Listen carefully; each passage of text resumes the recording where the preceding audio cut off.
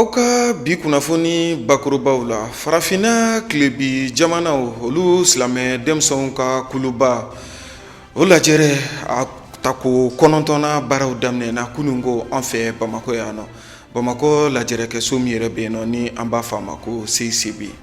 Agence Aluda ye kɛnyɛrɛ cakɛ bondasoba ye anw ka jamana kɔnɔna na min bɛ maaw doni ka taa hiji yɛrɛ kɛnɛ kan. Kunungo olu ka hijiden kunfɔlɔw bɔra Bamako yan nɔ k'u kunda Madina kan. Farafinna walanba san 2019 hali ni y'a sɔrɔ a ndolaciw kɔni kuncɛra juma tɛmɛnin a yirala k'a fɔ ɲinanta n'o ye san 2019 celu min kɔni donna ale kɛnɛ kan o ma sɔrɔ ka don kɛnɛ foyi kan kabiri walanba yɛrɛ bilara sen kan san 1957 waati bi celu 102.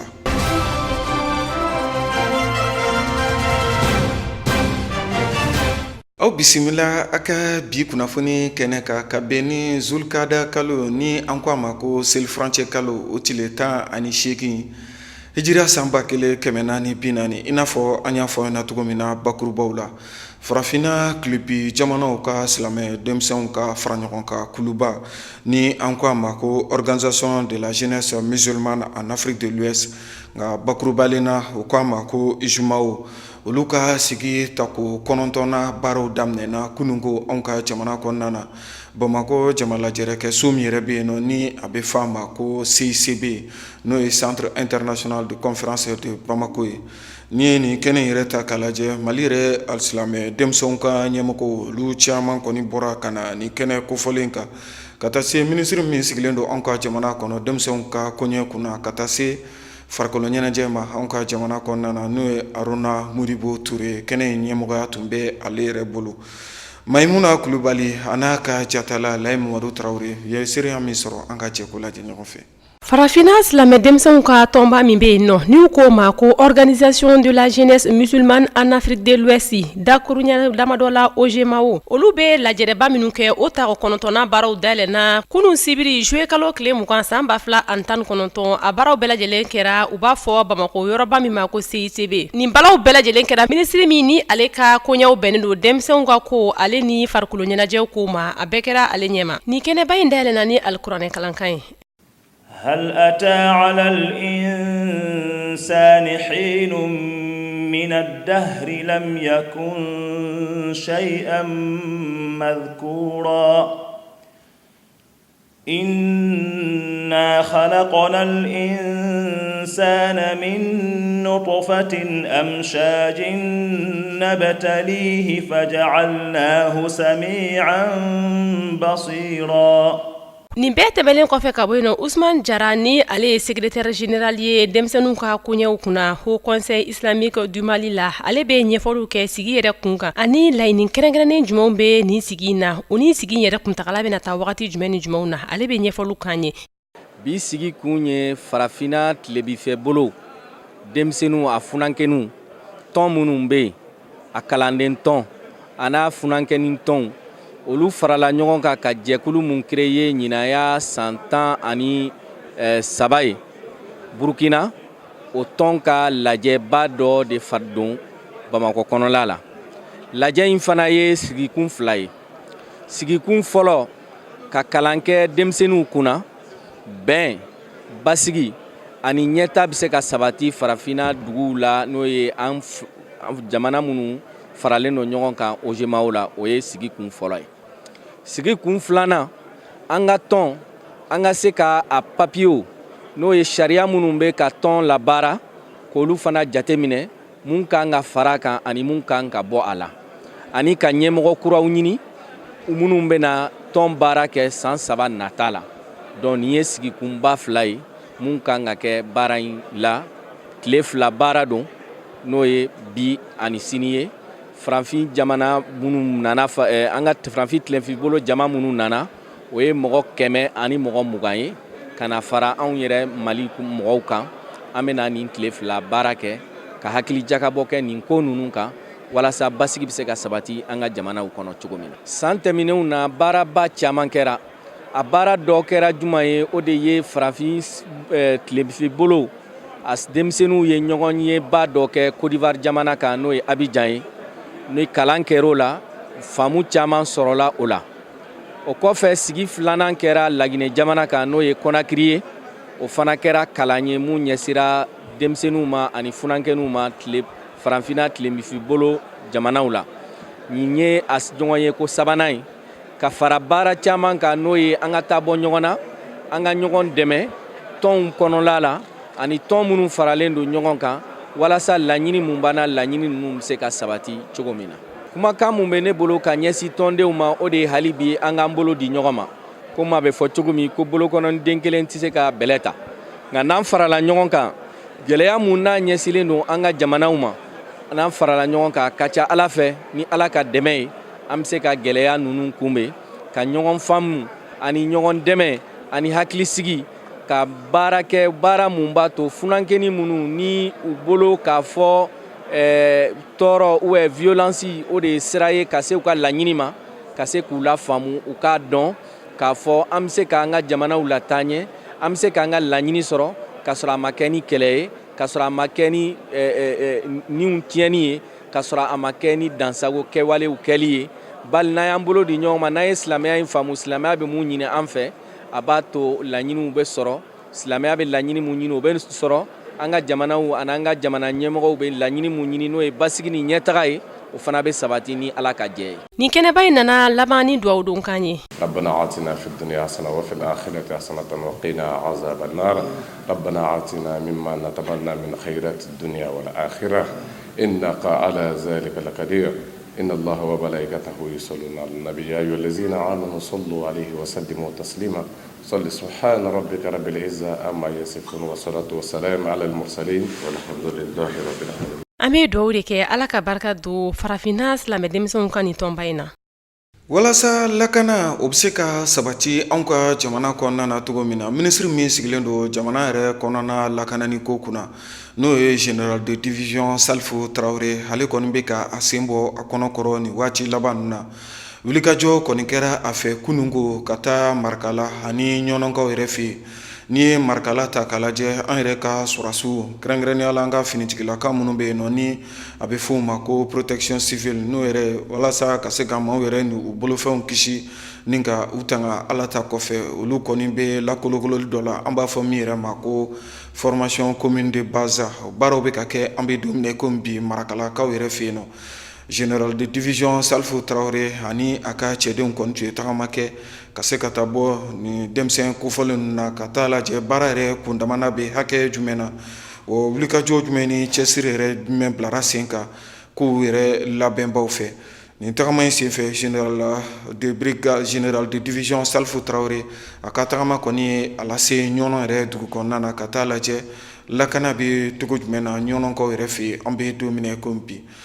ɲinini minnu kɛra Abdou Ouattara fɛ a kisa la an ka jɛ k'o siraw lajɛ ɲɔgɔn fɛ. An ka jamana ministre min ka koɲa bɛnnen bɛ lakanako ani adamadenw yɛrɛ lakanali ma n'an b'a wele nanzarakan na ko ministre de la sécurité et de la protection civile ni o ye général Salifou Traoré a yirala k'a fɔ ko ale kɔni ye taama kɛ ka taa an ka jamana marabolo naaninan na kɛrɛnkɛrɛnnenya bolo ma Marakalakaw fɛ o waleya ninnu kɔni nasira kɔni fɛ n'i y'a ta k'a lajɛ an ka maa minnu bɛ n'olu ka kɔn yɛrɛ bɛnnen bɛ jamanadenw yɛrɛ kisili ma n'an b'u wele ko sapeur pompier maaw o maa kura minnu kɔni taara san 2018 kɔnɔna na a yirala k'a fɔ ko nin kɔni ye u dɔ kun 12 ɲɔgɔn bɔɲɔgɔnko kɔni ye u bɛ baara ladege kɔni na Marikalakaw fɛ kɛmɛ sara la n'u y'u ka baara yɛrɛ ta k'a lajɛ i b'a ye k'a fɔ ko 75 ɲɔgɔn bɔɲɔgɔnko kɔni bɛ o sera k'o kɛ ka ɲɛ o kɔni kɛlen bɛ sababa ye kuma minnu kɔni taara k'a di an ka jamana minisiri min ka kɔɲa bɛnnen bɛ lakanako ma n'a bɛ wele ko général Salifou Traoré barisa a ka kumaw la a y'a yira k'a fɔ ka marifa kɔni walaka ani ka se ka fara ɲɔgɔn kan ni cɛden ninnu kɔni bɛ se o baaraw la ka ban fo ka taa se kɛlɛ yɛrɛ kɛcogo ɲuman u kɔni degelen bɛ nin waleya ninnu bɛɛ lajɛlen na o kɔni kɛra tariba ye ni ye nin maa ninnu yɛrɛ ta k'a lajɛ maa 500 ani maa 2 mɔɲɔgɔnko de kɔni taara o hukumu kɔnɔna de la maa 361 o ye cɛw ye maa 141 o ye an balakaw ye ka kɛɲɛ ni général Salifou ka wulikajɔ kɔni ye ka taa nin yɔrɔ kofɔlen na ka taa ɲɛ da u kan nin kɔni kɛra tariba ye nin denmisɛnninlama ninnu ma minnu bɛ ka formation kɔni suivre fo ka taa se u yɛrɛ ka ladelikɛbagaw kɔni ma an ka minisiri min ka koɲa bɛnnen bɛ lakanako ma kɛrɛnkɛrɛnnenya bolo ma général Salifou Traoré a bɔlen kɔ Marikala a ye i kunda ɲɔnɔ kɔni kan kɛrɛnkɛrɛnnenya bolo ma a taara i ɲɛ da ɲɔnɔ politikimaw fo ka taa se jamana yɛrɛ cakɛbɔda fo ka taa se ani laadalamaw ani lakanatigilama minnu bɛ ɲɔnɔ kɔnɔna na o waleya ninnu kɔni kɛra sababa ye bɛɛ ɲɔnɔ préfet fo ka taa se ɲɔnɔ polisiw ka ɲɛma ani ka gendarmew ka ɲɛma fo ka taa se u ka gardiw ka ɲɛma ma olu kɔni y'a yira k'a fɔ ko nin ye tare ministre ka i sen bɔ a kɔnɔkɔrɔ ka na olu lajɛ ka ɲini k'a dɔn gɛlɛya min b'u kan an'u ka baaraw bɛ ka kɛ cogoya minnu na ko o ye tareba ye k'u bɛ foli ni waleɲumandɔn ta k'a di général Salifu Traoré a kɔni ye sɛgɛsɛgɛliw kɔni kɛ k'a ɲini k'a dɔn gɛlɛya min bɛ yɔrɔ kofɔlen in na ani fɛɛrɛ jumɛn kan ka bila sen fɛ walasa ni gɛlɛya bɛ se ka ban basigi ani lakana bɛ se ka sabati ni yɔrɔ kofɔlen in na cogo min na o hukumu kɔnɔna de la ɲɔnɔ préfet kɔni ye foli ni waleɲumandɔn ta k'a di général Salifu Traoré ma k'a yira k'a fɔ ko gɛlɛya min b'olu kan o tɛ dɔwɛrɛ ye n'i y'u ka sigida yɛrɛ ta k'a lajɛ maa minnu bɛ n'o bɛ lakana kɔni kɛ a jama man ca kosɛbɛ fo ka taa se minɛnko gɛlɛya dɔɔni ma fo ka taa se kɛrɛnkɛrɛnnen bolo ma minɛnw ka sɔrɔ minnu bɛ kɛ sababu ye u bɛ kunnafoni di ɲɔgɔn ma walasa baaraw bɛ se ka nɔgɔya o bolo cogo min na fo ka taa se lakana tigilama minnu bɛ nin yɔrɔ la u ka dumuniko an'u ka wariko o waleya ninnu ka se ka bila ba la kani k'a teliya cogo min na général Salifu ka kumaw kɔnɔna a y'a yira k'a fɔ ko préfet ye kuma minnu fɔ ko a y'a bɛɛ lajɛlen faamuya wulikajɔ bɛna bila sen kan kɛrɛnkɛrɛnnen bolo ma lakana tigilamaw k'a yira k'a fɔ k'u man ca ko fɛɛrɛ bɛna bila sen kan walasa u bɛ se ka caya nin yɔrɔ kofɔlen na ani lakana ka se ka sabati nin yɔrɔ kofɔlen bɛɛ lajɛlen na cogo min na général Salifu ka nin tagama in kɔnɔna na a kɛra sabababa ye min kɛra sababu ye a y'a ɲini k'a dɔn gɛlɛya min bɛ Segu région fo ka taa se ɲɔnɔ ani Marikala ani maa minnu bɛ yen n'u olu kɔni ye protection civile ma ye n'u bɛ kɛlɛ ladege la u ka baara bɛ ka taa cogoya min na a y'a yira k'a fɔ k'u kɛra sabababa ye ko a bɛna kunnafoni ninnu lada jamana marabaa kulo kan n'o ye Elayi Ibrahim Bubakar Keita ye fɛɛrɛw ka bila joona sen kan walasa nin yɔrɔ kofɔlen bɛɛ lajɛlen bɛ se ka lakana ani baarakɛbagaw ka laɲini ye min ye o bɛ se ka sabati cogo min na kɛnyɛrɛ cakɛ bonda so min bɛ anw ka jamana kɔnɔna na min bɛ maaw donni ka taa hiji yɛrɛ kɛnɛ kan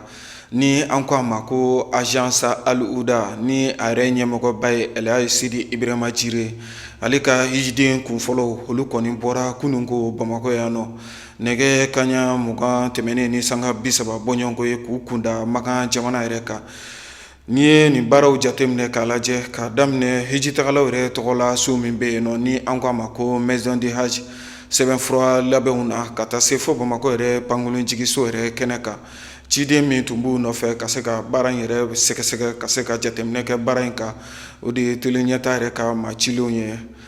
Abdu Watara o ni a ka jatala Layi Mamadu Tarawele u ye seereya min sɔrɔ an ka jɛ k'o lajɛ ɲɔgɔn fɛ agence Al Huda ka kɛnɛ kan. Agence de voyage min b'an ka jamana kɔnɔ n'a bɛ wele ko Al Huda kunungo ka bɛn ni juillet kalo tile 20 ye san 2019 olu ka hijiden maa kunfɔlɔ kɔni wulila k'u kunda Makan jamana kɔni kan ni hijiden yɛrɛ bɛ tali kɛ maa 62 ɲɔgɔn bɔɲɔgɔnko kɔni kan nka dɔkun min bɛ n'an bɛna don a la sini a yirala k'a fɔ ko u ka hijiden tɔw kɔni olu bɛna taga ka kɛ nin waleya ninnu nasara kɔni fɛ wulikajɔw bilala sen kan agence de voyage Al Huda maaw fɛ min kɔni ye weleli kɔni ye n'o ye u ka hijidenw ka weleli o bilala sen kan maison de hajj la kabini nɛgɛ kaɲɛ 15 waati o hukumu kɔnɔna de la sɛgɛsɛgɛliw tɛmɛnen kɔfɛ hijidon dora kari kɔnɔna na min ye jara transport kari ye k'u kunda aéroport kɔni kan u selen pankurujigi kɛnɛ kɔnɔ na u taara sɔrɔ k'a fɔ pankuru min bɛ taa n'u ye n'a bɛ wele ko Turkish Airlines u y'a sɔrɔ k'a fɔ o pankuru kɔni labɛnlen don ka ban ka kɛ nin waleya ɲuman ninnu nasara kɔni fɛ agence de voyage Al Huda aladegiba dɔ n'an b'a wele nansarakan na ko formateur o kɔni ye ɲɛfɔli kɛ an ye a y'a yira k'a fɔ ko formation min kɔni kɛra Al Huda hijidenw kun o bɛna kɛ sababu ye o bɛ se ka taa hiji kɛ nɔgɔya ni basigi la ala barika la agence Al Huda wala groupement Al Huda a hijiden maa 62 ɲɔgɔn ani o bɛna taama bi ka taa Saudiya jamana kan a tagali bɛna kɛ formation kɔfɛ an ye formation min kɛ hijidenw kun formation minnu kɛra nin bɛɛ lajɛlen yira a la maison d'hajj la an bɛna wuli cogo di an bɛ se aéroport la lahalaya jumɛn na n'an sera an kan ka comporter cogo di an kan ka donni modèle jumɛnw ta an y'a faamu k'a fɔ hijidenw ye caman faamu ka d'a kan yan an ma gɛlɛya foyi sɔrɔ hijidenw ka ko la mɔgɔ o mɔgɔ bɛ yen n'a nana bɛɛ lajɛlen tɛmɛna nɔgɔya kɔnɔna la o cogoya kelen don aéroport fɛn na baara minnu bɛ yen n'olu kan ka kɛ n'an donna avion kɔnɔ an kan ka baara minnu kɛ n'an taara jigin Madina alakira ka dugu la sallallahu alaihi wasallam baara minnu bɛ yen n'o kan ka kɛ an ye caman fɔ hijidenw ye nin baara ninnu bɛɛ lajɛlen na. N bɛ ladilikan laban min di bɛɛ lajɛlen ma o ye u ka dugawu kɛ Mali hijiden bɛɛ lajɛlen a cɛ fara muso kan a denmisɛn fara mabakɔrɔ kan k'Ala deli an bɛ ka taa bato min na Ala ka bato in kɛ bato minɛlen an bɛ Ala deli ka jamana basigi Alahu taala k'o kɛ o kɔfɛ an bɛ min fɔ maliyɛn bɛɛ lajɛlen an ka sabali ɲɔgɔn kɔrɔ sanga ni waati ka dugawu kɛ ɲɔgɔn ye a ka ca Alahu taala fɛ o bɛ se ka na ni bɔda ye sinon jalakiliba in jamana bɛ lahala min na o tɛ nafa kɛ tuguni ka dugawu k'an ka hijiden bɛɛ lajɛlen kɛrɛnkɛrɛnnen la u ɲuman bɛ ka bɔ yan cogo min Ala k'u ɲuman segin ka na insha Allahu taala an bɛ yɔrɔ min na sa groupement Al Huda ka hijiden maa 62 nin an dontɔ avion kɔnɔ i n'a fɔ yɛrɛ ɲɛ b'a la cogo min bɛɛ nisɔndiyalen bɛɛ sewale alhamdulillah gɛlɛya ma maa si sɔrɔ maa si ka papier ko fɛnɛ ma bila problème na an bɛ yɔrɔ min na sisan an bɛ se ka fɔ alhamdulillah ka Ala deli maa minnu bɛ kɔfɛ Ala k'u fɛnɛ taw nɔgɔya ni Alahu taala ka jɛn an kɔni bɛ wuli bi wa an dalen b'a la an ka groupe filanan bɛ kɔfɛ olu ni karamɔgɔ jire bɛ nalen inshallah ala k'a ɲɛ ka d'an ma. N'i ko hiji i ko kɛnɛya o waleyaw tɛ se ka bila sen fɛ fo maa minnu bɛ n'u bɛna taa hiji kɛ u ka sɛgɛsɛgɛ k'a dɔn k'a fɔ yalima u yamaruyalen don ka hiji kɛ wa ani maa minnu bɛ n'u bɛna taa hiji kɛ ni bana b'u la fɛɛrɛ jumɛn bɛ ta ka bila sen fɛ walasa u ka bana ninnu bɛ se ka kɛnɛya min bɛ se ka kɛ sababu ye u bɛ se k'u ka hiji kɛ basigi ni hɛrɛ ni kɛnɛya la cogo min na. Agence Almora hijidenw an y'u sɛgɛsɛgɛ a yamaruyalen don u ka hiji kɛ u fanga bɛ se k'a kɛ a ye disposition caman ta an ye fura sɛbɛn u kun surtout mɔgɔkɔrɔba caman bɛ olu b'u plaint senkuturuba dimi de la n'u b'a fɔ ma arthrose olu caman b'u plaint senkuturuba dimi an ye fura sɛbɛn u kun u bɛ se k'u ka hiji kɛ nɔgɔya la cogo min na komi u yɛrɛ bɛ taa yɔrɔ o yɔrɔ an b'u nɔfɛ j'espère que u bɛ n'u ka hiji kɛ nɔgɔya la inshallah. N ka laban ye min ye n bɛ ala deli ala k'a ɲuman ta ala k'a ɲuman segin an bɛna taa bato min kɛ ala k'a minɛ ni minnu ma hiji sɔrɔ ala ka hiji nɔgɔya u bɛɛ lajɛlen ala k'a ɲuman ta k'an denbaya ɲuman sɔrɔ ala ka jamana suma. Formation min kɛra Al-Huda hijidenw kun o kɛra sabababa ye ni hijiden caman yɛrɛ ye nisɔndiya kɔni sɔrɔ caman y'a yɛrɛ k'a fɔ ka kuma la ko formation min kɛra olu kun depuis a daminɛ kabi Bamakɔ yan fo ka taa se Medini sigi ani Magan sigi ma o waleya ninnu bɛna kɛ sababu ye u bɛ t'u ka hiji kɛ faamuya ani lafiya kɔnɔna a caman yɛrɛ y'a yɛrɛ k'a fɔ ka kuma kɔni kɔnɔna na ko u ma gɛlɛya foyi sɔrɔ formation in na formation daminɛ kɛra sababa la u y'a jigiya k'a fɔ ko u bɛ taa hiji fana kɛ o basigi fana kɔnɔna na. An ye formation kɛ ayiwa a kɛra wasa ye an bɛ ala deli an ka faamuyali an ye min kɛ an ka faamuyali sɔrɔ o la n bɛ dugawu kɛ ayiwa hijiden cɛman n'a musoman Mali kɔnɔ Mali kɔ kan ala ka bɛɛ ɲuman ta ka bɛɛ ɲuman sigi hɛrɛ la ayiwa nin y'an tatɔ de ye an bɛna don avion kɔnɔ ayiwa an bɛ dugawu kɛ hijiden bɛɛ lajɛlen ye ala ka bato ɲuman kɛli nɔgɔya an ye k'a ɲuman ta k'a ɲuman sigi hɛrɛ la. Ne tɔgɔ madame Si Aminata Kone. An kɔni an ye formation suit tiɲɛ na a formation u ye fɛn caman ɲɛfɔ an ɲɛna u ye ladilikan caman di an ma n'an taara an kan k'an comporter cogo min na vraiment parce que o de ça c'est le plus important u y'o ɲɛfɔ an ɲɛna ka ɲɛ k'an dege duwawu la en tout cas fɛn fɛn kan ka kɛ u y'a bɛɛ ɲɛfɔ an ɲɛna an ye vidéo lajɛ radio cassette clés dira an ma fana alhamdulilayi n'ala sɔnna an man ka gɛlɛya foyi sɔrɔ a ko la an bɛ duwawu kɛ yarabi an fɛn fɛn bɛ ka tagale ala k'an bɛɛ ka batow minɛ ala k'a bɛɛ kɛ ji minɛlen k'an ɲuman ta k'an ɲuman segin ka na an ka denbayaw ɲuman sɔrɔ. Ala ye mun de wasara ala k'a ɲuman ta k'a ɲuman segin hɛrɛ la a ye bonya mun k'a ye a kɛra ala de ɲɛna a kɛra ala ɲɛna hali sɔgɔsa ala ka dɔ fara a ka baara kan ala ka jama ɲuman kusi an ma a sitanima ala k'a kisi o ma. Tiɲɛ o y'an bonya o y'an karama o y'an to an danbe la kulo ni yɛlɛ ani faamuya ɲuman o y'o de d'an ma. An bɛ ɲini ala fɛ dɔrɔn ala ka hɛrɛ k'a n'u ye an bɛ taa hiji ala ka hiji ala k'a minɛ k'a kɛ ɲuman taa ɲuman segin an kɔni bɛ don o don an bɛ ala de deli ala ka jama hɛrɛ ma ala k'a da n'u ma ala k'a n'u kunnaja ka bato kɛlen bɛ o bɛɛ lajɛlen minɛ ala ka san hɛrɛ d'a ma. An kɔni an bɛ dugawu de kɛ Al-Huda ye ala ka taa ɲɛ ala ka barika don a la an kɔni ma defe foyi y'a la ala ka yen ta nɔgɔya an ye. Ala min y'an wele an ka taa ka yɔrɔ saniyɛlenba in na an b'a fo k'a barika da ayiwa an bɛ ala deli ala ka bato ɲuman k'a nɔgɔya an ye ka kisi ni tanga k'a ɲuman ta k'a ɲuman ta an bɛ ala deli o la ala ka bato kɛ ko ɲuman k'a nɔgɔya an ye. Formation ɲana a ɲana alhamdulilayi an tun tɛ fɛn caman dɔn an y'o dɔn a sen fɛ hiji kɛ ko ɲuman kɔni o kɔni o bɛ fara ala de la sa an kɔni an ŋaniya siri kɔni k'a fɔ ala k'an ka hiji minɛ ani silamɛ bɛɛ lajɛlen ala k'a nɔgɔya ani silamɛ bɛɛ lajɛlen ye. Nisɔn diyara mɛ ma se fɔlɔ dɛ n ka nisɔn diyara kojugu depuis a daminɛ fo bi je suis très content ala k'aw sara ala ka sababu ɲuman d'an ma an minnu bɛ taa hiji la ala ka sabati ala kira ka nugu so sala rasul. Alhamdulilayi rabi alamina formation banna an ye faamuyali caman sɔrɔ o la bi kɔni u y'an wele k'an bɛ taa donc an nana maison na haji la an tɔgɔ wele la an bɛna taa don carré kɔnɔ sisan nɔ ka taga ala ka se n'an ɲuman ye ala ka kɛ hiji minɛlen ye ala ka barika don a la an taara ka minnu to yen ala ka barika don u la minnu ma se ka taa ala ka san wɛrɛ yira olu la olu ka se ka taa. Ne nimisi ka bɔ Maɲanbugu ne nimisi wasa sɔrɔ kojugu parce que depuis n y'a daminɛ n ma tɔɔrɔ sɔrɔ n ma degun sɔrɔ wa n mana fereke yɔrɔ yɔrɔ la n bɛ lafaamuya la lafiya ko cɛ ɲuman yɛrɛ la n kɔni bɛ yɔrɔ min na sisan tiɲɛ yɛrɛ la hali n yɛrɛ bɛ se ka formation kɛ mɔgɔw kun fɔtɔ la fɔra n ye n y'a faamuya cogo min na. Vraiment an bɛ dugawu kɛ ala k'an da hɛrɛ la k'an sigi hɛrɛ la. Formation ne tɛ se ka foyi fɔ a la ni ala tɛ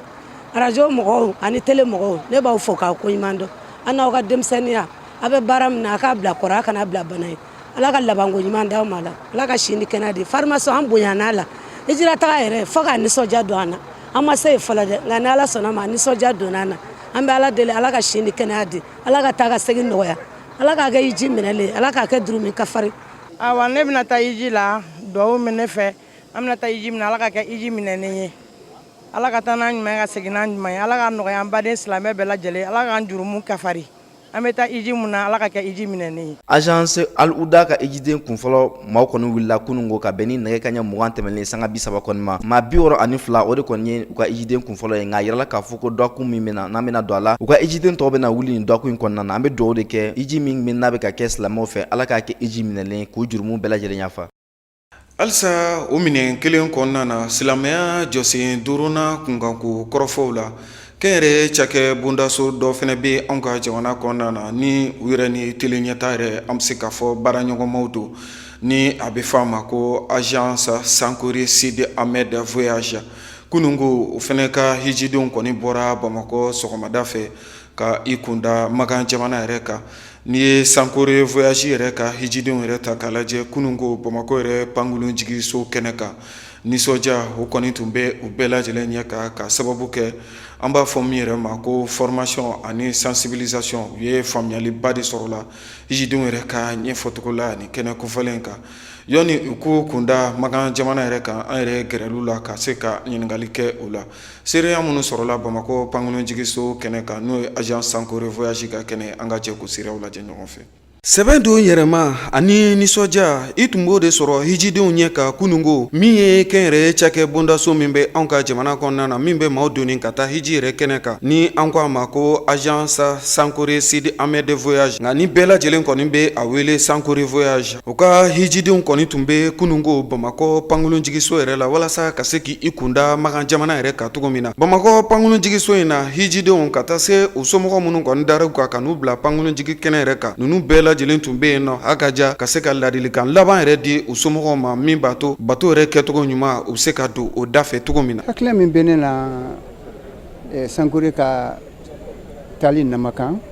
o ye hɛrɛ ni baada ye fɔlɔ ala k'an ɲuman bɔ ye ala k'an ɲuman don Makan vraiment c'est ma deuxième fois nin ye siɲɛ filanan ye Makan mais n ka siɲɛ fɔlɔ fɛ n ma taa ale fɛ mais n b'a dɔn ayiwa Sankore Voyage kan ka kɛ voyage min compagnie min ye ça doit être excellent. Excellent pourquoi an ye labɛn minnu kɛ Magantaga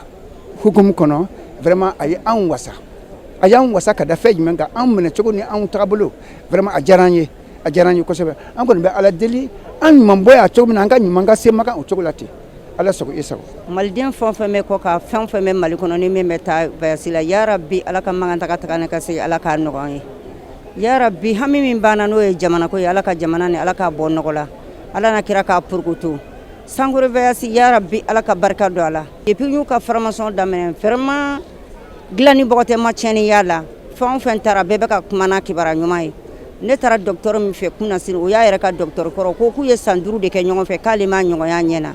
an b'a ɲini ala fɛ asansi fɛn o fɛn bɛ sira fɛ yarabi ala ka jatigi ɲuman d'u bɛɛ lajɛlen ma ala ka client caman d'aw bɛɛ lajɛlen ma ne kɔni bɛ dugawu de k'aw bɛɛ lajɛlen ani jamana ani Sankore Voyage ala k'an bɛɛ taa hɛrɛ la ka se hɛrɛ an bɛ taa bato min ala k'an minɛ piruwe fɛn o fɛn bɛ yen n'a bɛ taa ala ka bɛɛ taa hɛrɛ la ka bɛɛ segin hɛrɛ la ala k'an ka bato minɛ ala k'an jurumu yafa ala ka jamana ɲɛmajɔ. Sankore Voyage yɛrɛ ka hijidenw ɲɛminɛbaga an b'a fɔ min ma ko gide ka taa se kɛnɛya yɛrɛ tigilamɔgɔ ma n'o ye dɔgɔtɔrɔ ye hakaja ka se Sankore Voyage yɛrɛ ɲɛmɔgɔ ma olu kɔni y'a jira k'a fɔ labɛnw bɛɛ lajɛlen bilara sen kan min b'a to bato yɛrɛ kɛli bɛ se ka nɔgɔya hijidenw yɛrɛ bolo cogo min na Magan jamana yɛrɛ kan. N bɛ ala tanu fɔlɔ kɔ ala fo k'a barikada k'a wale ɲuman lɔ ka dugawu kɛ taamaden kelen kelen bɛɛ lajɛlen i n'a fɔ fɛn fɛn tun ye baara ɲɛbila ye alhamdulillah an y'o bɛɛ lajɛlen kɛ ka ban n'o ye ka formation kɛ mɔgɔw kun ka conseil d'o ma k'u bilasira ni hakilina ɲumanw ye ani dugawu ye bi kɔni ye tagali don ye an bɛɛ lajɛlen bɛ aéroport la yan sisan an labɛnnen no tagali kama an bɛ dugawu kɛ an bɛna taa ka minnu to an kɔ an y'o kalifa ala ma anw yɛrɛ mun bɛ ka taa an fana kalifalen bɛ ala ma ala ka taa baara kɛ ko ɲuman nɔgɔya hejiden bɛɛ lajɛlen ye ala k'a to an ka taa ɲɔgɔn kan mɛn bɛn kɔnɔna na ɲɔgɔn kanu kɔnɔna na k'a kɛ kisi ye an bɛɛ lajɛlen ma an ɲuman taara cogo min an ɲuman ka segin ka na denbaya bɛɛ lajɛlen ɲuman sɔrɔ an b'o dugawu de kɛ ka dugawu kɛ Tanilala fana ye n'o ye agence Sankore n'o ye ɲɛmɔgɔ ye an bɛ dugawu ka yarabal ala ala ka sini kɛnɛya d'a ma alhamdulillah. Ne bɛ Sankore Voyage agence fɛ pour que ka occuper tɔgɔ pèlerin na ni min ye kɛnɛya ta fanfɛla la ni min ye difficulté sɔrɔ ou hali minnu ma difficulté sɔrɔ k'u bilasira pour que hiji in bɛ se ka kɛ cogo min na ka ɲa ne sɛwalen don parce que ni silamɛ ni i ye chance sɔrɔ ka taa Mɛki la je crois que i ye silamɛya jɔnsen dɔ kɛ n'i sera ka kɛ kɛnɛya la o fana de ka fisa n'a bɛɛ ye donc an bɛ Ala de deli ka Ala barikada n'Ala sera k'an dɛmɛ an ka hijidenw ka taa hɛrɛ la ka na hɛrɛ la o de kɔni ka d'an ye an ye ɲɛbilaw dɔw sabati a ka ca ni par exemple kalo kelen an y'u bilasira an y'u conseiller an ye fɛn caman fɔ bon je crois que u y'a faamu kɔni caman y'a faamu hali n'u m'a faamu ne bɛ yan pour les rappeler et n'Ala sɔnna ma ça va aller inchallah. Amina an bɛ Ala fo ka wale ɲuman dɔn ka barika ɲuman da ye ka sɔrɔ k'an ka maa minnu ye danaya d'an kan an b'u fo k'u wale ɲuman dɔn an b'a Ala deli Ala k'a jigiya in sabati an bolo an b'a Ala deli an bɛ taa baara min na Ala k'a ɲɛ an bolo an b'a Ala fo ka wale ɲuman dɔn baara daminɛna fo ka na se an ka premier vol taara olu sera Madina depuis kunu alhamdulillah bi an ka deuxième vol an fana bɛ taa an bɛ wuli bi an b'an kunsi Medine kan inchallah donc an b'a deli Ala fɛ Ala k'an ɲuman don ka hiji kɛ hiji minɛnen ka baara nɔgɔya ye k'an ɲuman ka segin ka na so ɲuman sɔrɔ an b'a Ala deli Ala ka hɛrɛ nata an ka jamana la ka bɛn nata an ka jamana na ka balawu dabila ka bɔ an ka jamana na Ala k'an ka hɔrɔnya segin an ma bijayel Mustafa sallallahu alaihi wasallam ka Mali hijiden bɛɛ ɲuman don ni hɛrɛ ni baden k'an bɛɛ taa hɛrɛ la k'an bɛɛ na hɛrɛ la an b'a Ala deli o de la bilasirali min bɛ di hijidenw ma o de ye hijidenw ka ɲɛmɔgɔw labato ɲɛmɔgɔ caman de b'u bolo dɔgɔtɔrɔ b'a la moriw b'a la encadrement b'a la min b'u ladon k'u labɔ n'u y'u kumakan labato inchallah tiɲɛni tɛ kɛ. An bɛ Ala deli tagani ka segin ko ɲuman Ala k'o di Mali hijidenw yɛrɛ bɛɛ lajɛlen ma hakaja ka se diɲɛ yɛrɛ hijidenw yɛrɛ bɛɛ lajɛlen ma. Farafina kibaruyaw ka taa se diɲɛ fan tɔw bɛɛ lajɛlen na an b'aw ladɔnniya k'a fɔ Farafina worodugu jamanaba min bɛ yen nɔ ni an ko a ma ko Afrique du Sud olu kɔni ka masakɛ n'o ye Cyril Ramaphosa ye kɛ bɛ ale kɔ an bɛ don min ko bi bari tuma min na a kɔni tun bɛ ka masakɛya yɛrɛ ɲini yɛrɛ kofɔ waati a yirala k'a fɔ cakɛ bondaso dɔ kɔni ye wari di a ma k'a ka a yɛrɛ dɛmɛ n'a ye ni ye o yɛrɛ ta k'a lajɛ nanzaraw yɛrɛ b'a fɔ wari min ma ko euro n'a bɛ bɛn 30,000 euros de ma wa ni yɛrɛ o falen ka bamayɛlɛma ka kɛ CFA ye a bɛ taa $19 o ni a kun kanfɛ bɛrɛ kɔni t'a jɛ $20 na o kɔni wari min dira ni masakɛ kofɔlen ma n'o ye Cyril Ramaphosa ye walasa a bɛ se k'a ka yɛrɛ kofɔ baaraw kɛ cogo min na a kumaw kɔni cayara wa masakɛ yɛrɛ y'a yira k'a fɔ ale na nafolo kofɔlen in sara Farafina kibaruyaw ani diɲɛ fantɔw kibaruyaw an ka jɛ k'u lajɛ ɲɔgɔn fɛ. Côte d'Ivoire kunnafoniw na u ye fɛɛrɛ kuraw sigi sen kan kɛrɛnkɛrɛnnenya la yaasa ka se k'u ka forêt kɔnɔnaw yɛrɛ lakana cogoya min na n'i y'a jateminɛ k'a lajɛ ka bɔ san tɛmɛlenw na ka na se bi ma i bɛna ye k'a fɔ don o don dɔ kɔni bɛ ka bɔ u ka forêt kɔnɔnaw yiriw fangaw la ka taga fɛ o de ye sen fɛ u kɔni ye fɛɛrɛ kuraw sigi sen kan maa minnu ni olu kɔni ye yiriturulaw ye fo ka taa a se maa minnu ka baaraw yɛrɛ bɛ ɲɛsin usine kɔnɔ baaraw ma ka se ka olu sen dɔn o baaraw la ka tila ka ɲangiw fɛnɛ bila sen kan minnu ni u bɛ se ka u ka forêt kɔnɔnaw yɛrɛ lakana cogoya min na jateminɛw ye a yira k'a fɔ ko san 1960 wagati o y'a sɔrɔ u ka forêt kɔni kun bɛ taa se fo hectare 16 bɔɲɔgɔn ko la nka san 2018 kɔnɔna la i bɛna ye k'a fɔ u kɔni ka dankarila u ka forêt kɔnɔna la ka na se fo hectare 3 bɔɲɔgɔn ko ma o b'a yira k'a fɔ san 60 kɔnɔna la kɛmɛ sara la i bɛna ye k'a fɔ sara 80 bɔɲɔgɔn ko o de kɔni tiɲɛna u ka forêt kɔnɔnaw la a jirala k'a fɔ ko o waleya min ni o kɛra u ka jamana yɛrɛ kɔnɔna la san 60 kɔnɔna la a jirala k'a fɔ ko a kɔni kun dɔɔnin don kɛrɛnkɛrɛnnenya la maa minnu ni olu ka baara de ye ka taa yiribaw tigɛ ka taa u kɛ fɛn wɛrɛw ye fo ka taa a se maa minnu ni olu fɛnɛ bɛ sɛnɛw kɛ nka o sɛnɛw kɔni bɛ kɛ sababu ye ka se ka yiri caman tigɛ ko olu b'a la maa minnu fɛnɛ ni a bɛ fɔ ko feu de brousse ni olu kɔni bɛ tasuma don kungo kɔnɔnaw la nka tasuma ninnu caman bɛ yen nɔ a bɛ dankari yiri dɔw la o bɛɛ lajɛlen tɛmɛlen kɔfɛ ka bɔ yen nɔ u y'a jira k'a fɔ ko jamana ɲɛmaw ni o ye u ka Côte d'Ivoire jamana ɲɛmaw ye ko olu fɛnɛ ma jɔ u jɔyɔrɔ la a ko la u ko ni ɲɔgɔnnajɛrɛba in kun de ye walasa o waleya min bɛ ka kɛ u ka jamana kɔnɔna la u ka se ka yɛlɛma bolo kura don a la maa o maa ne e kɔni yera o yɔrɔ la u kɔni ye alamandi bila sen kan alamandi minnu ni o tigiw bɛ se ka ɲangi ka taa san 1 kaso la fo ka taa a se san 5 ma i bɛ kasabi min sara o kasabi bɛ taa se sefa wari 20,000 fo ka taa a se $50,000 bɔɲɔgɔn ko la Farafina worodugu jamanaba min be yen nɔ ni an ko a ma ko Afrique du Sud ni a yɛrɛ masakɛ tɔgɔ ye Cyril Ramaphosa e ko kɛtɛ ale kɔ an be don minɛ ko bi ka sababu kɛ ko nafolo dunko juguya dɔ be ko o yera a nɔ la ni kɔni kunnafoni carina kunnafoni sɛbɛw ka taa se kunnafoni carinsow bɛɛ lajɛlen ma farafina worodugu jamana kofɔlen kan ni an ko a ma ko Afrique du Sud ka sababu kɛ baarakɛyɔrɔ dɔ be olu fɛnɛ ka jamana kan ni a yɛrɛ be fɔ a ma ko médiatrice de la République o kɔni nana sɛgɛsɛgɛli kɛ ka taa ye ka fɔ jamana ɲɛmɔgɔ yɛrɛ ka fɔ a kɔni ye galon tigɛ wasadenw yɛrɛ ɲɛkɔrɔ sen dɔ fɛ min ni nafolo yɛrɛ yuruguyurugulen dɔ kɔni sɔrɔla ka nafolo cɛla min bugunatigɛ ma se ka dɔn cogo si la ni ye nin waleya ninnu yɛrɛ bɛɛ lajɛlen jateminɛ a daminɛna yɛrɛ kofɔ kɔni waati Cyril Ramaphosa tuma min na a kɔni ye a ɲini ka fɔ parti politique tɔnba min yɛrɛ be Afrique du Sud jamana kan n'a be fɔ ma ko ANC ka se ka o ɲɛmɔgɔ yɛrɛ ta o senfɛ nafolo dɔ kɔni yera a bolo nafolo minnu ni a ye yɛrɛ kofɔ yɛrɛ baara kɛ n'o ye an b'a fɔ min yɛrɛ ma ko campagne tuma min na Cyril Ramaphosa yɛrɛ ɲiningale a kɔni nana fɔ ka fɔ wari min ni ale kɔni filɛ ko o don a ka yɛrɛ kofɔ dafɛ a nana yira ka fɔ wari in tɛ dɔwɛrɛ ale yɛrɛ denkɛ n'o yɛrɛ tɔgɔ ye Andile o de ye wari in d'ale ma o kɔfɛ a nana tila ka kuma yɛrɛ bamayɛlɛma ka tila ka yira ka fɔ cakɛ bondaso dɔ be yen nɔ ni a yɛrɛ be fɔ a ma ko Bosasa olu de ye nafolo kofɔlen in d'ale ma ni dun y'o cakɛ bondaso yɛrɛ jateminɛ k'a lajɛ i b'a ye ka fɔ cakɛ bondaso nɔgɔlen don min ni a ka nafolo yɛrɛ tɛ sɔrɔ jɛlenya yɛrɛ sira kan wa waati yɛrɛ tɛmɛnenw na kiiritigɛlaw yɛrɛ tun wulila u nɔfɛ o waleya ninnu kɔni kɛra san 2017 nazaraw yɛrɛ ka wari min be yen nɔ ni a be fɔ a ma ko 30 000 euros o de musaka tun tara ka di Cyril Ramaphosa ma walasa a yɛrɛ be se k'a ka yɛrɛ kofɔ baaraw kɛ ni ye 30 000 euros yɛrɛ ta k'a lajɛ a be taa se sɛfɔ wari miliyɔn 19 o ni a kunkanfɛn ma bɛrɛ kɔni t'a jɛ sɛfɔ wari miliyɔn 20 bɔɲɔngo la o de dira Cyril Ramaphosa ma walasa ka se k'a ka yɛrɛ kofɔ kɔni baaraw kɛ kiiri tigilamɔgɔw ka taa se kunnafonidilaw ma olu kɔni ka coyi dalen ni masakɛ kofɔlen kɔ n'o ye Cyril Ramaphosa ye a kɔni y'a yira k'a fɔ ale na nafolo in juru sara an b'a fɔ min yɛrɛ ma nazarakan na ko rembourser nka Cyril Ramaphosa yɛrɛ ka ɲɛfɔcogo la nimisa min kɔni be ale la o de ye k'a fɔ ale kɔni tun ye kumakan minnu fɔ da kɔni tun kan ka k'o la cogo bɛɛ lajɛlen na an be don minɛ komi bi maa b'i yɛrɛ ɲininka farafina worodugu jamana wulikajɔ min be olu ka jamana kan o na sabati anw yɛrɛ ka jamana kofɔlen ka don jumɛn bari bamananw b'a fɔ cogo min na tigi tɛ bakɔrɔ la suruku tɛ sira ala ɲɛ don jumɛn nin waleya ninnu na bila sen ka anw ka jamanaw kɔnɔna na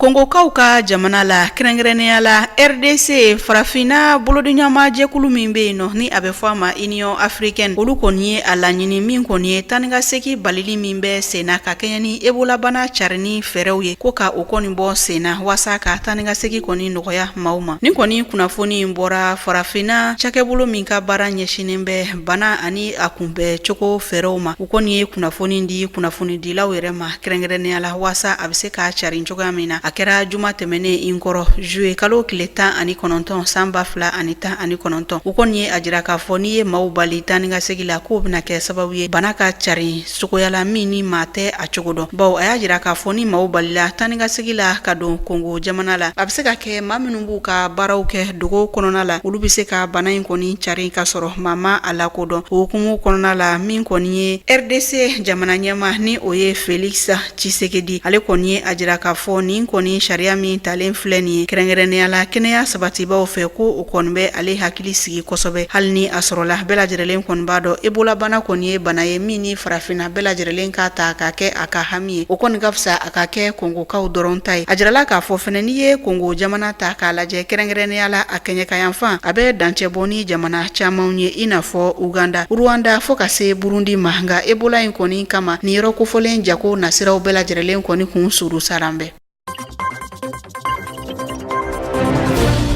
Centrafrique jamana la mekalo kile 21 tɛmɛnen in na i kɔrɔ dantɛmɛ wale mɔgɔw kɛra sababu ye kama 46 kɔni bɔnɛ uni la o hukumu kɔnɔna la baɲumankɛ jɛkulu min be yen nɔ ni ale ka baara ye adamadenya hakɛ tangani ye ni a bɛ fɔ a ma ONG Human Rights olu kɔni ye sɛgɛsɛgɛli dɔ kɛ o sɛgɛsɛgɛli in kɔni jaabi bɔra jumadon juillet kalo tile 19 san 2019 wa u ye a jira k'a fɔ sɛgɛsɛgɛli in kɔni senfɛ u donna maaw kan minnu kɔni ka maaw tora nin ko kofɔlen na walima kɛrɛnkɛrɛnnenya la maa minnu sera ka u yɛrɛ bɔ ko nunu na. Nka n'i ye nin baɲumankɛ tɔn kofɔlen kɔni ka wulikajɔ jaabi ta k'a lajɛ, jɛkulu dɔ bɛ Centrafrique ni a bɛ fɔ o ma ko 3R ni a yɛrɛ ɲɛmaa ye Sidiki Abasi ye. A kɔni bɛ olu kɔni jalaki kosɛbɛ, hali ni a sɔrɔla waleya ninnu kɔni kɛlen min ye nin jɛkulu kofɔlen ye ni a ɲɛmaa ye Sidiki Abasi ye. Olu kɔni ye a jira k'a fɔ ko maa min ye nin dantɛmɛ wale in kɛ u ye a kɛ u yɛrɛ tɔgɔ la, ko nka ko a ma kɛ jɛkulu tɔgɔ la. Wa hukumu kelen kɔnɔna la u kɔni kun ye maa saba bonyanko kɔni de jira k'a fɔ ko ninnu kɔni kɛbaa ye olu de. Nka ONG min filɛ nin ye ni o ye baɲumankɛ tɔn min ka baara ɲɛsinen bɛ adamadenya hakɛw tangali ma, olu kɔni ye a jira k'a fɔ ni ŋaniya juguya wale min filɛ nin ye ko fɛn do min ni jɛkulu kofɔlen kɔni ye a labɛn. Olu ye a jira k'a fɔ a tɛ se ka faamuya cogoya si la dugu saba bɛɛ lajɛlen danka kari o la waati kelen ka sɔrɔ maa ma sɔrɔ min kɔni ye a waleya jugu kɔni labɛn. Olu kɔni ye u ka tasibila yira wa u tilala k'a jira k'a fɔ ni ye ŋaniya juguya wale ye ani dantɛmɛ wale ni k'o ta ka da Centrafrique jamana maaw bɛɛ lajɛlen kan. Hali ni a sɔrɔla mɛnkalo tile 20 ni ye Sidiki Abasi yɛrɛ ka kuma dɔw ta k'a lajɛ, a kɔni ye a jira k'a fɔ ko wulikajɔ dɔw bolodalen bɛ u bolo dugu dɔ la ni a bɛ fɔ o ma ko Bohong. Wa don a y'a jira k'a fɔ k'u nata maa caman kɔni bɔnɛ ani la. Farikolo ɲɛnajɛ nasira fɛ farafinna walanba san 2019 ni an ko a ma ko CAN 2019 hali ni y'a sɔrɔ baaraw kuncɛra juma yɛrɛ tɛmɛnen ni y'a sɔrɔ Algérie jamana ale kɔni sebaya sɔrɔ Sénégalikaw yɛrɛ ka 1 ani kanangolo san 19 tɛmɛnen kɔ ka bɔ yen nɔ Algérie kɔni wulila ka i jɔ ni jɔnjɔnba ye. Hali ni y'a sɔrɔ san 17 Sénégal jamana kɔni ale bɛ taa kulon kuncɛyɔrɔ la nka sebaya kɔni tɛ ka sɔrɔ cogo si la. Ni ye farafinna walanba in yɛrɛ ta ka lajɛ CAN 2019 a yirala k'a fɔ kabiri a bilara sen kan san 1957 waati ka na bila san 2019 a dolaciw kɔni na i b'a ye k'a fɔ ɲinanta de kɔni celu kɔni cayara kosɛbɛ. Bari a yirala k'a fɔ ɲinan dolaciw kɔni kɛnɛ ka celu 100 ani celu 2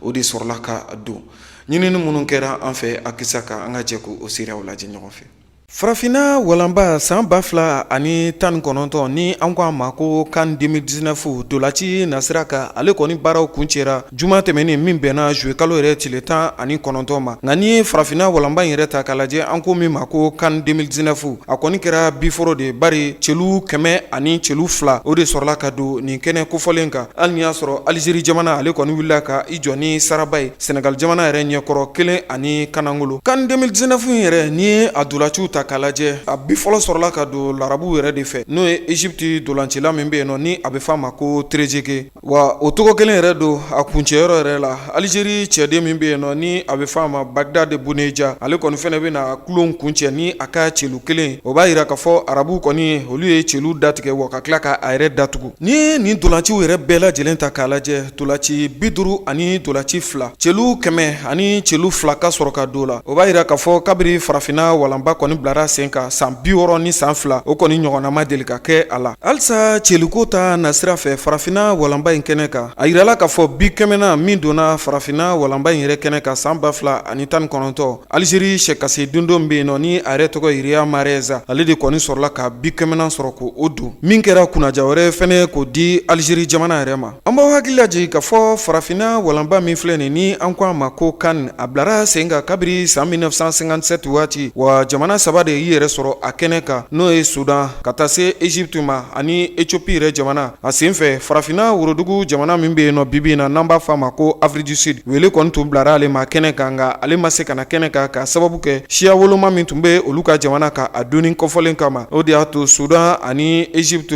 olu kɔni de sɔrɔla ka demi-finale kɛ u ni ɲɔgɔn cɛ. Kulon yɛrɛ kuncɛyɔrɔ la Egypte ale y'i wasa don Éthiopie la 4 ani kanangolo. O bɛ kɛ sababu ye Egypte yɛrɛ bɛ wuli k'i jɔ ni jɔnjɔn yɛrɛ ye. Wa ni yɛrɛ ye o farafinna walanba yɛrɛ ta k'a lajɛ san 1957 celu 7 de sɔrɔla ka don o kɛnɛ kan. O kɔfɛ dolaciw kɔni yakubɛlen a nana ye k'a fɔ farafinna yɛrɛ dolaci jamana 16 de tun bɛ ɲɔgɔn sɔrɔ a kɛnɛ kan. Nka ɲinanta kɔni bɛna kɛ a siɲɛ fɔlɔ ye jamana 24 olu ka se ka ɲɔgɔn sɔrɔ kɛnɛ kan min bɛnna dolaci 50 ani dolaci yɛrɛ 2 ma. Ni dun ye kɔrɔlenw yɛrɛ ta k'a lajɛ dolaci 32 a tun tɛ tɛmɛ o kan. Hali y'a sɔrɔ dolanci dɔnbagaw kɔni ka ɲɛfɔcogo la olu y'a yira k'a fɔ celu bɛrɛ kɔni ma se ka sɔrɔ ka don CAN yɛrɛ kɛnɛ kan bari ni ye kan san 2008 yɛrɛ ta k'a lajɛ min kɛra Gana jamana yɛrɛ kan bi 99 sira ka don la wa n'i y'o dolaciw yɛrɛ bɛɛ lajɛlen fara ɲɔgɔn kan k'a lajɛ i bɛna ye k'a fɔ dolaci 32 nka kana ye k'a fɔ nin ye dolaci 50 ani dolaci 2 ye 102 de sɔrɔla ka don o b'a yira k'a fɔ dɔ bɔra bi yɛrɛ kundamana na kan 2019 nigeriakaw ka sɛkasi dondo min bɛ yen nɔ ni a yɛrɛ tɔgɔ ye Odion Igalo ale kɔni wulila ka i jɔ ni saraba ye ni ye ale yɛrɛ dolancila in ta k'a lajɛ san 30 bɔɲɔgɔnko wa ni yɛrɛ a siɲɛ fɔlɔ ye ka na farafina yɛrɛ walanba in kɛnɛ kan ale kɔni sera ka celu 5 sɔrɔ ka don kɛnɛ kofɔlen kan wa maa yɛrɛ ma ko ale yɛrɛ fana na hali ni y'a sɔrɔ a ka dolaci labanw na a kɔni jɔgina o dolaci yɛrɛ senfɛ o kɔfɛ a ka danganw kɔni kɛra maa min ye o de ye Ria Mareza Adam Unasa ninnu bɛɛ lajɛlen Algérie jamana kɔnɔdenw ye Cédric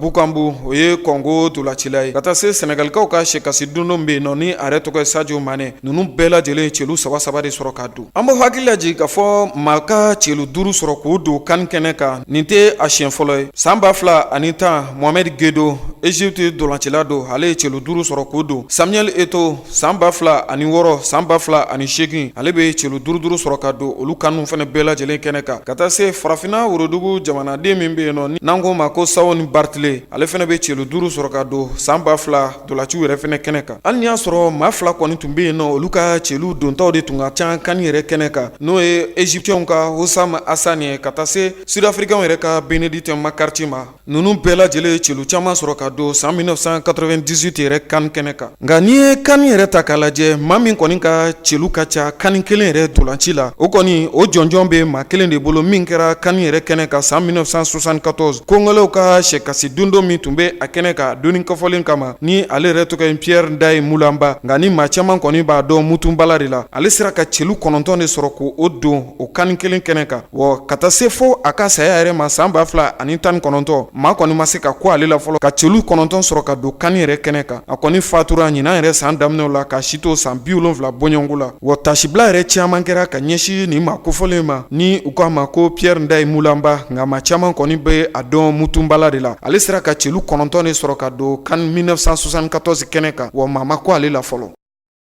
nin de bɛ dansigi kɛ aw ka bi kunnafoniw na ɲɛmɔgɔso ye minnu fara ɲɔgɔn kan ka di an ma ka foli ani tanuni k'o lase aw kelen-kelenna bɛɛ lajɛlen ma aw minnu sigilen filɛ ka tele ɲɛta lajɛ nin waati in na ka ɲini masa Rahamani fɛ dunko juguya n'o ye nafolo dunko juguya min bɛ anw ka jamana kɔnɔna na a bɛ se ka kɛlɛ ka bɔ yen nɔ ni fɛɛrɛ o fɛɛrɛ o ka boloda min b'a to anw ka jamana yɛrɛ a bɛ se ka a yɛrɛ sɔrɔ cogo min na ala ka sini don kibaru kɛnɛ yira an na